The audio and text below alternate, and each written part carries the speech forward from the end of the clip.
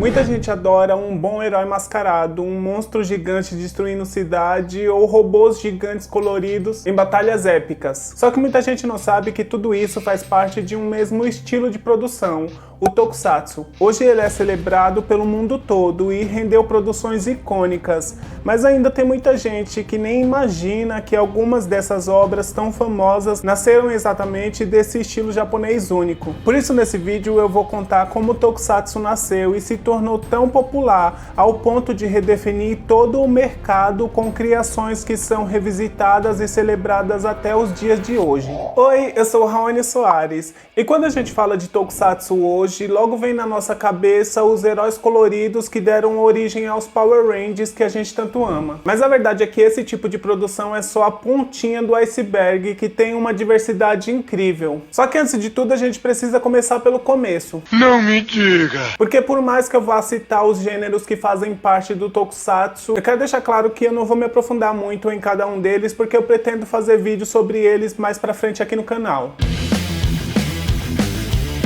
Tokusatsu, na verdade, é uma abreviação da palavra Tokushu Kouka Satsui, que em japonês significa literalmente filmagem especial ou filmes com efeitos especiais. Ah, agora eu entendi! E aos fiscais de pronunciação, quero deixar muito claro que eu não falo esse idioma, então provavelmente eu vou acabar falando alguma coisa errada aqui. E é justamente por isso que as palavras vão estar aparecendo aqui na tela. Como o objetivo desse vídeo não é ensinar a pronúncia, mas sim trazer essa história, eu acho que é de bom tom explicar.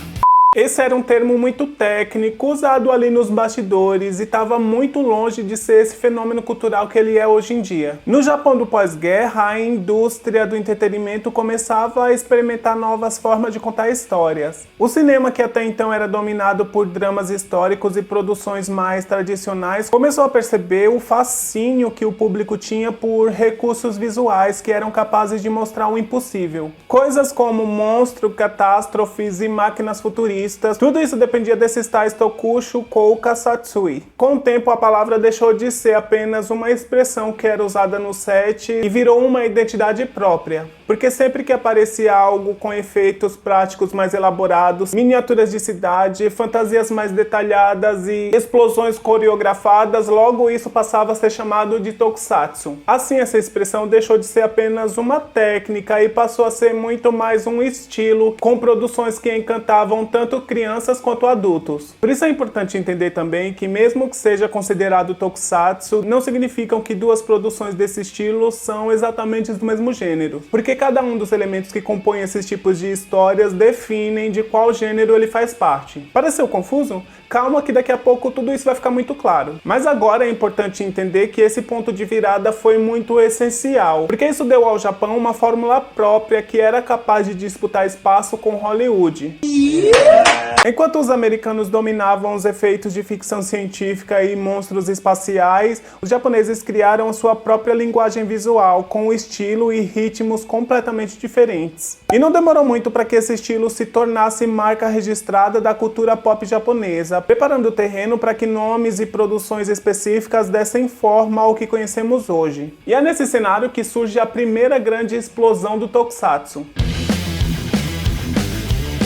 O ano de 1954 mudou para sempre a forma como o cinema japonês era visto, porque esse foi o ano em que Godzilla chegou às telas, e mais do que apresentar um monstro colossal destruindo cidades, ele entregou uma poderosa metáfora para o trauma das bombas atômicas, porque essa criatura era a materialização do medo coletivo de uma nação que ainda lidava com as cicatrizes da guerra e a ameaça nuclear, e mais especificamente os ataques que foram feitos a Hiroshima e Nagasaki. É claro que a Toho, que era o estúdio por trás dessa produção, não fazia ideia que estava inaugurando um gênero inteiro. O sucesso estrondoso desse filme levou à criação de uma franquia, mas também abriu caminho para todo um estilo de cinema, que passou a ser chamado a partir desse ponto de cinema kaiju, que eram aqueles que tinham como foco monstros gigantes. Essas produções usavam miniaturas, fantasias pesadas e truques de filmagens engenhosos que se tornariam a base visual de Tokusatsu. Depois disso, disso, nos anos seguintes, a Toho mergulhou de vez em experimentações, produzindo assim novos monstros como o Mothra, o Rodan e o King Ghidorah, cada um expandindo ainda mais esse universo de criaturas colossais. E o mais interessante é que esses filmes não se limitavam apenas em espetáculos de destruição, mas eles traziam também mensagens muito importantes sobre preservação ambiental, explorações científicas e o risco da corrida armamentista. E paralelamente, outras produções também começaram a perceber o potencial que existia ali. Embora a Toho fosse a pioneira, ali se abriu um clima de efervescência no Japão. Séries e longas experimentais tentavam adaptar a ideia para diferentes formatos, testando desde histórias mais infantis até aventuras de ficção científica. Esse período dos anos 50 e 60 foi, portanto, a base sobre a qual tudo seria construído. Nesse ponto, o Tokusatsu ainda não tinha os heróis coloridos ou os robôs gigantes, mas já mostrava como o Japão usava a criatividade técnica para transformar traumas e medos em narrativas que prendiam o público.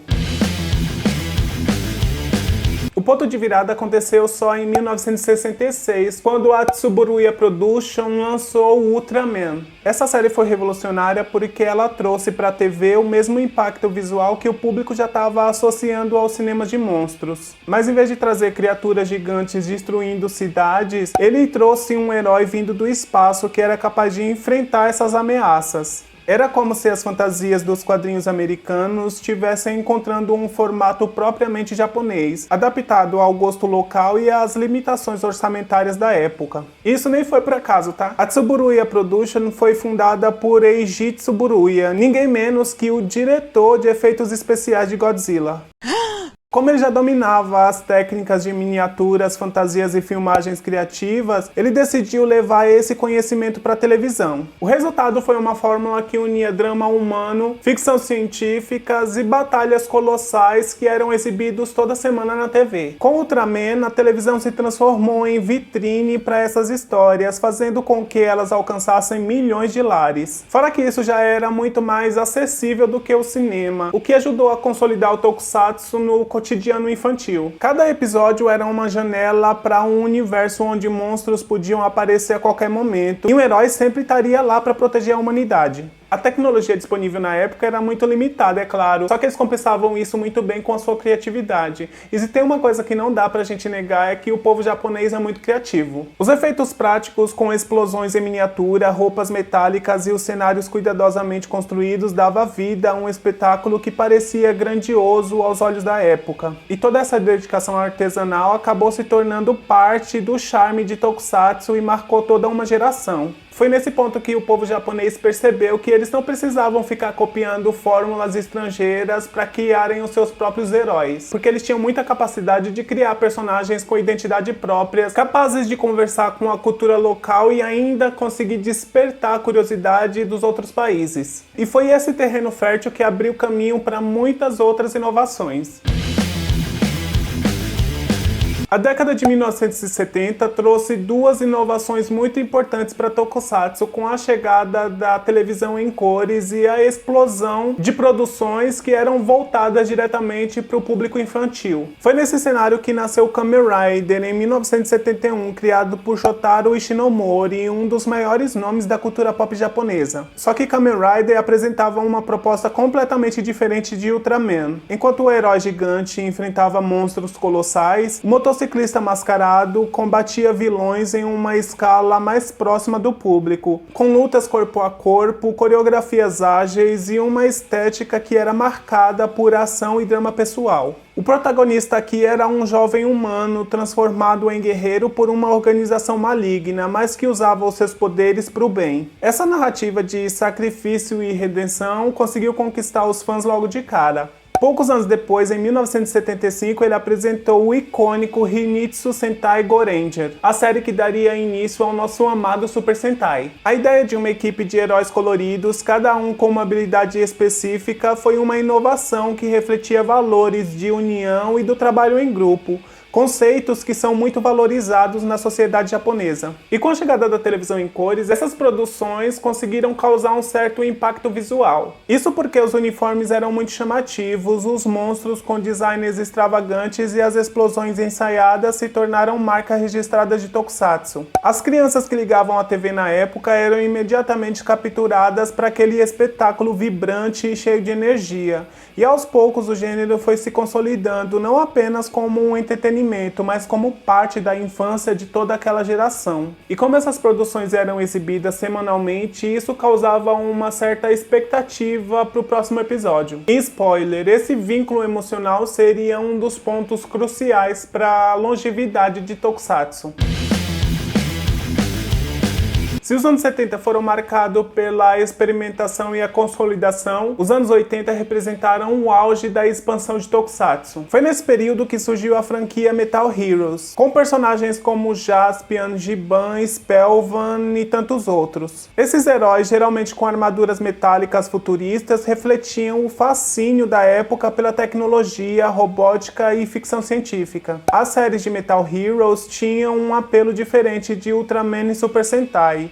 Elas misturavam ação policial, investigação e batalhas com armas de última geração, sempre embaladas com efeitos práticos de alto impacto. E foi nesse mesmo período que Tokusatsu começou a romper fronteiras. Aqui no Brasil, por exemplo, Jaspion virou um fenômeno cultural ao ser exibido pela TV Manchete. E o impressionante é que milhares de crianças dessa época cresceram acreditando que aquele herói de armadura prateada fazia parte da cultura nacional. O impacto disso foi tão grande que até hoje Jaspion é lembrado como um dos maiores ícones da TV brasileira. Esse sucesso global não foi obra do acaso, porque quando perceberam que existia um grande potencial em transformar Tokusatsu em um produto global, a Toei e a Bandai agiram logo para fazer isso acontecer. A Toei tomava conta dessas produções, enquanto a Bandai era responsável por explorar o mercado de brinquedos colecionáveis. Essa parceria acabou criando um modelo de negócio que garantiria a sobrevivência e a expansão desse gênero.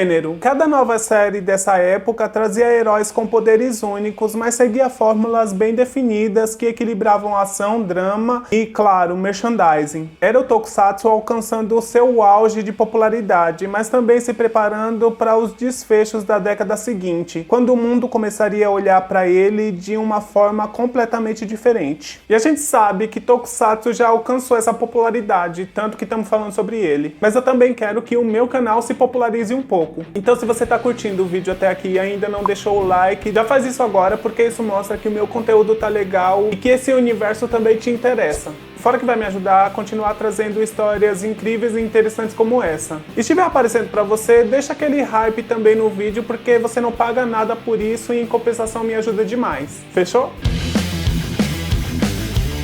Já nos anos 90, Tokusatsu deu um passo gigantesco rumo à sua internacionalização. Isso aconteceu principalmente graças a uma jogada muito ousada que a gente já conhece muito bem. Graças a Deus. E que de certa forma não tem nem como não falarmos sobre isso. Porque em 1993, o Rain Saban teve a brilhante ideia de comprar os direitos de Zyranger e remontar as cenas de ação para inserir atores americanos nas partes fora das batalhas. Nascia aí Mighty Morphin Power Rangers, uma série que misturava a estética japonesa dos heróis coloridos com narrativas e personagens muito mais próximos da realidade ocidental. O sucesso foi imediato e transformou Power Rangers em uma marca global, se espalhando através de brinquedos, filmes e todo um universo expandido. É, gata. Esse movimento abriu portas para que Tokusatsu passasse a ser conhecido além dos seus nichos. O público americano e europeu, que muitas vezes via os heróis japoneses como exóticos, agora estava consumindo eles, mesmo que de uma forma adaptada. Porque vale lembrar que mesmo antes de Rain Saban conseguir levar essa produção para o ocidente, Stan Lee já tinha tentado fazer isso muito antes. E eu não vou me aprofundar muito nessa história, porque aqui no canal já tem um vídeo me aprofundando na história de como o Super Sentai conseguiu furar essa bolha e fazer esse caminho para ser adaptado para Power Rangers. E lá eu expliquei como o Stan Lee tentou fazer isso e por que não deu certo. Eu vou deixar o vídeo linkado no card e o link dele na descrição para você poder assistir depois que terminar esse vídeo, tá? Mesmo com mudanças culturais, o estilo das batalhas, os monstros extravagantes e os robôs gigantes permaneceram intactos em Power Rangers. Paralelamente, outras produções originais do Japão continuavam a chegar em diferentes países. No Brasil, a TV ainda era um canal fundamental para disseminar o gênero, até porque naquela época a internet nem sonhava em ser como ela é hoje em dia. Por isso, séries como Changeman, Flashman, Black Kamen Rider e Jiraiya dominaram a programação da TV Manchete, marcando uma geração inteira. O curioso é que, ao contrário dos Estados Unidos, aqui a série era transmitida sem muita alteração original, mudando só a dublagem, é claro, o que criou na gente uma conexão muito mais direta e profunda com a cultura japonesa. Mas isso só mostra o que a gente já sabe, de como a indústria americana tem muita dificuldade em aceitar certos conteúdos estrangeiros e homenagear essas produções devidamente. E por mais que a gente esteja hoje em 2025, dá pra ver que pouca coisa mudou de lá pra cá. Na Europa, fenômenos como Bioman na França também mostravam que havia espaço para o gênero florescer fora do Japão. Cada um desses países absorvia o tokusatsu da sua maneira, mas no final a essência disso permanecia igual. E isso aumentou não só a visibilidade do gênero, como também acabou abrindo caminho para novas fases, onde as produções precisavam equilibrar tradição e inovação.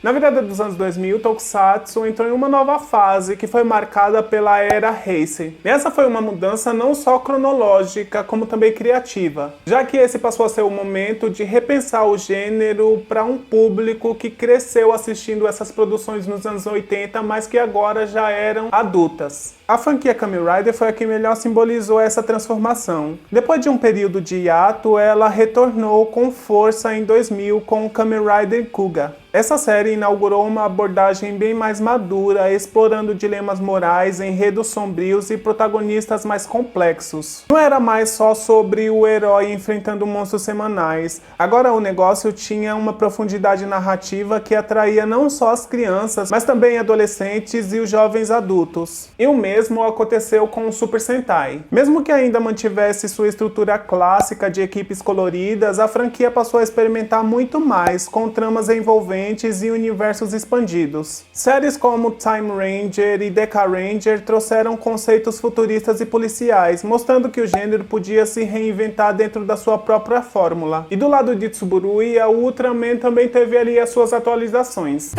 Séries como Ultraman Tiga e Ultraman Gaia exploraram mitologias complexas, misturando ficção científica com elementos espirituais. O público percebia que Tokusatsu, a partir desse ponto, não era mais só aquele entretenimento para crianças, mas sim um espaço onde diferentes histórias com pesos diferentes podiam sim ser contadas. Outro fator que também foi definitivo nessa era foi a evolução da tecnologia. O uso de efeitos digitais começou a ser incorporado, mesclando-se aos tradicionais efeitos práticos. Isso trouxe inúmeras possibilidades, mas também acabou levantando discussões entre os fãs mais nostálgicos, que viam o CGI como uma ameaça ao charme artesanal do gênero. Ainda assim, esse equilíbrio entre o antigo e o novo acabou se tornando a chave para manter Tokusatsu relevante.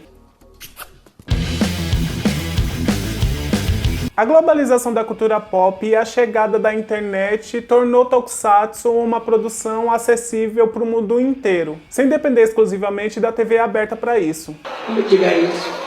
O streaming, é claro, foi um grande divisor de água nesse caminho. Plataformas começaram a disponibilizar séries clássicas e novas temporadas, permitindo que fãs de diferentes países pudessem acompanhar os lançamentos quase em tempo real. O acesso que antes era restrito a fitas VHS, DVDs importados e transmissões de TVs, agora estava a poucos cliques de distância. Isso não só aumentou a comunidade de fãs internacional, como também gerou uma comunidade global conectada por essa paixão pelo gênero. E ao mesmo tempo, o Japão passou a investir em produções muito mais ambiciosas. Filmes de Ultraman e Kamen Rider começaram a receber orçamentos muito maiores, explorando narrativas cinematográficas que rivalizavam com blockbusters ocidentais. O caso de Shin Godzilla, de 2016, que foi dirigido por Hideaki Anno, é um bom exemplo disso, porque o filme trouxe uma abordagem política e sombria e conseguiu conquistar crítica e público ao redor do mundo. Outro ponto importante foi foi a interação de Tokusatsu com outras mídias como mangá, anime, jogos e até colaborações com franquias internacionais e que ajudaram a manter o gênero em evidência.